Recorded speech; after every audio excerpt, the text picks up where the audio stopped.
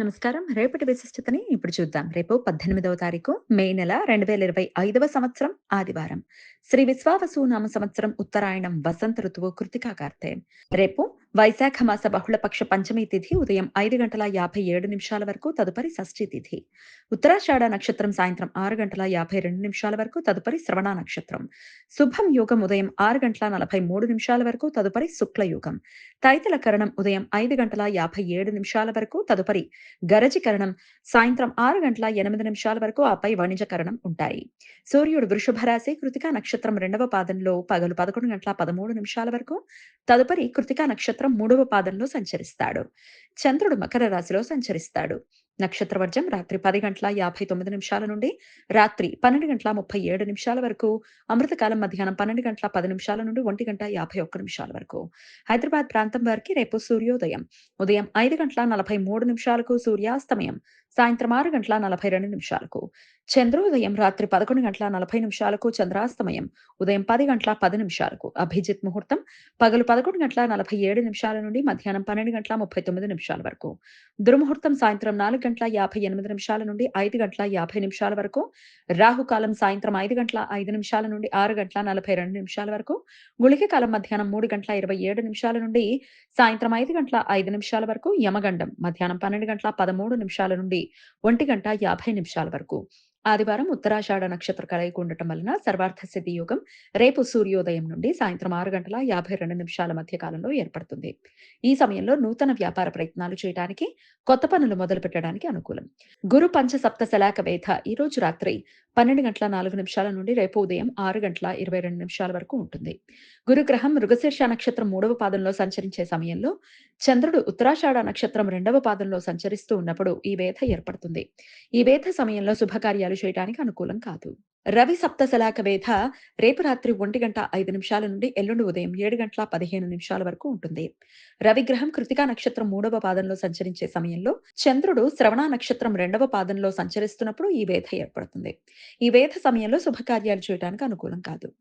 రాహు కుంభరాశిలో, కేతువు సింహరాశిలో రేపు సాయంత్రం 5:08 ప్రవేశిస్తారు. రవి యురేనస్ గ్రహాల మధ్య సమాగమనం రేపు తెల్లవారుజామున 4:53 ఏర్పడుతుంది.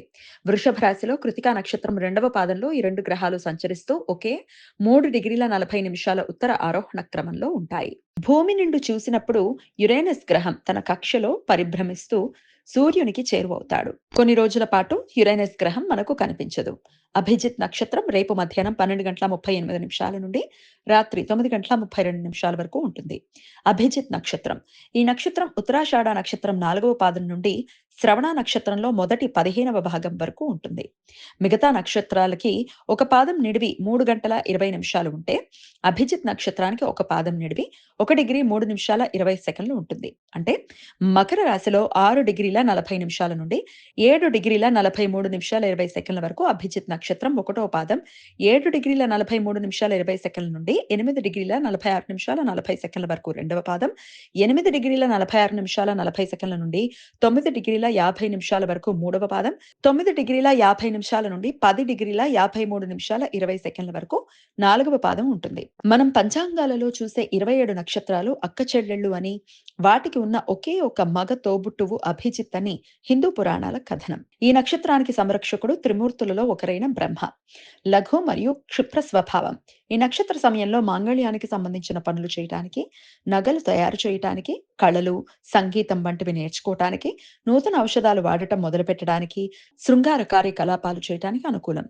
శుభముహూర్త నిర్ణయ విషయంలో అభిజిత్ చాలా అనుకూలమైన నక్షత్రం. కానీ ప్రస్తుత కాలంలో పండితులు ఈ నక్షత్రానికి ఎక్కువ ప్రాధాన్యత ఇవ్వటం లేదు. శ్రవణ నక్షత్రం హిందూ పురాణాల ప్రకారం ఈ నక్షత్రానికి గ్రహ ఆధిపత్య దేవత చంద్రుడు. సంరక్షకుడు త్రిమూర్తులలో ఒకరైన విష్ణువు. చరస్వభావం.